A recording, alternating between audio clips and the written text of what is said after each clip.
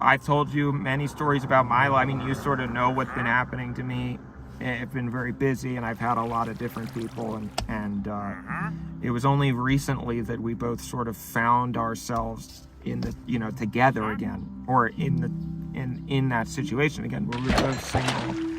We were both still kind of interested, and so I reached out this time because I said I don't want to blow this again, and I said, hey, would you want to hang out or something, or whatever. And long story short, basically, we both realized we were interested, and we were, for all intents and purposes, dating.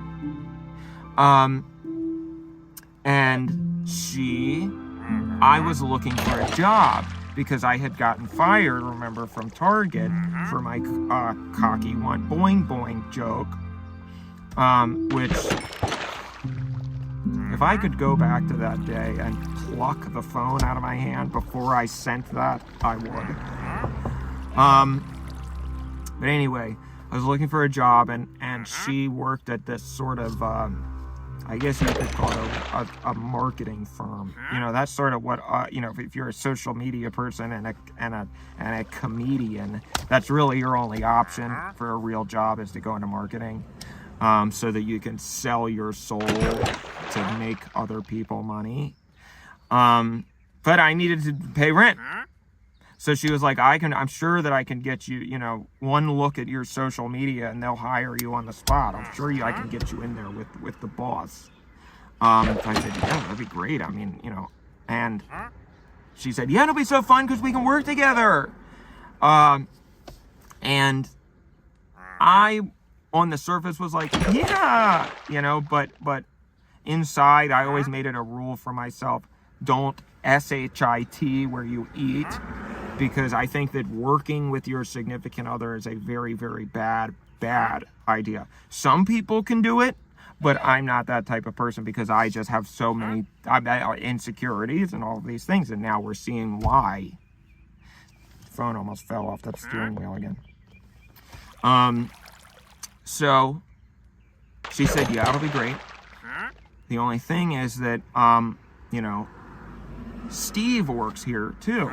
That's not his name, but Steve is her ex-boyfriend, the guy who dated her after me, or after I missed my shot.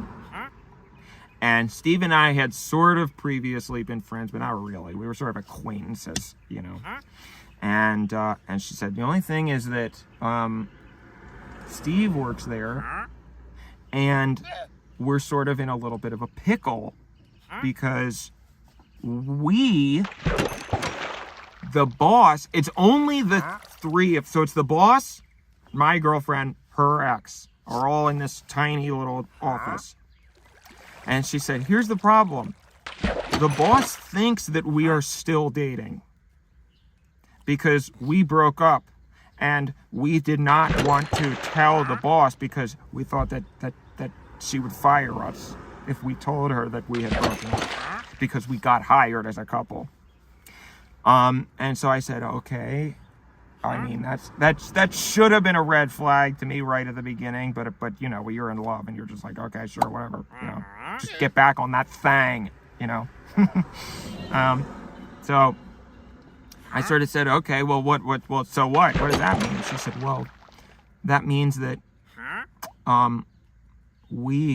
you and I cannot officially date because we have not told the boss that we broke up. So it doesn't make any, we can't then now date. And also, we can't tell the boss that we broke up, because then it's going to be like, well, why did you lie for the past 6 months? It had been months since they had broken up. But for some reason, they both, and I don't know, maybe it was one of those situations where, you break up, but it's sort of like soft, you're like, well, let's take a break and maybe we'll revisit it. And then it's like, well, I don't want to date officially, but let's just sort of, I don't know. How sometimes that stuff can happen when you break up, but you're too, non-committal to just say, never talk to me again. So anyway, so I said, okay, I guess, eventually you're going to have to tell her, because this is crazy.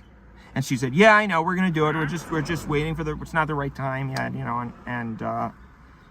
And so I said, okay, I guess that's fine. I still need a job, you know? So I said, fine. And basically what that meant was that the three of us were all going to work in this, it was going to be me, my girlfriend, her ex, and the boss. And the boss still thinks that they're dating, when in reality, they broke up and we're dating. And so that was sort of like a pressure cooker nightmare environment for me. I didn't realize it at the time. I did not think that it was going to be as bad as it was, but in retrospect, I was definitely traumatized by that, because I'm jealous as it is.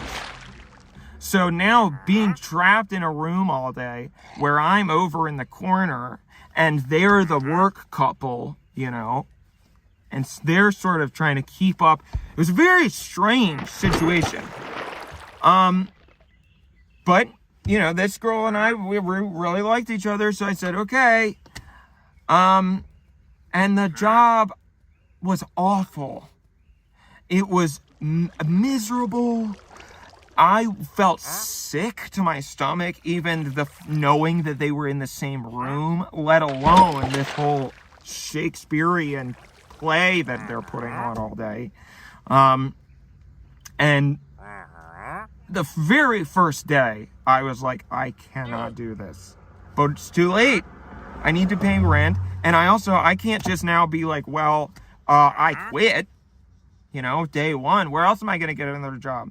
I can't afford to even go a week without having any income. So, I cannot emphasize to you, I said pressure cooker earlier, and that really was the best way to describe it. It was like, I had to sit there facing the wall and hear them giggling back there, you know, and talking to each other and you know, sort of acting like they are a couple. Maybe they just hadn't broken up. I'm not so sure that they actually had broken up. Maybe that was just a yarn that she was spinning me because she was manipulating everybody in this situation individually. I don't know. I don't want to go that far, but it was just, it started eroding my mental health, and I got so desperate that I started using anti-anxiety medication every day just to be able to get through the day without puking. I couldn't eat. That whole first week that I worked, I did not eat anything. I had a baby carrot once, and then I immediately puked it out onto the side of the road at a red light. And if you've ever been on anti-anxiety medication like benzodiazepines, they sort of you sort of become not yourself. And the problem is, you think that you're being normal, but you're actually being a crazy person, and you just can't tell because your whole nervous system has got shut off. So that started to kind of make me a little loosey-goosey. But at the same time, I noticed as an addict that you can't get away with it. With people who have known you for a really long time, they're going to know instantly if you're on something. But people who you just met, you can get away with murder because they don't know what you act like. So it was a great situation for me because you know, the boss just met me and everybody else. So anyway, basically, the boss would send them on their own to go do stuff, and I would be left alone in the room. And that's what would really get me was that they would go off and just do God knows what, maybe make out in a closet for all I know, you know. One day, I remember the boss telling me, did you go in the studio the other day? The photography studio? And I was like, no. And she said, well, because there were a bunch of pillows on the ground and blankets. Like somebody had slept there.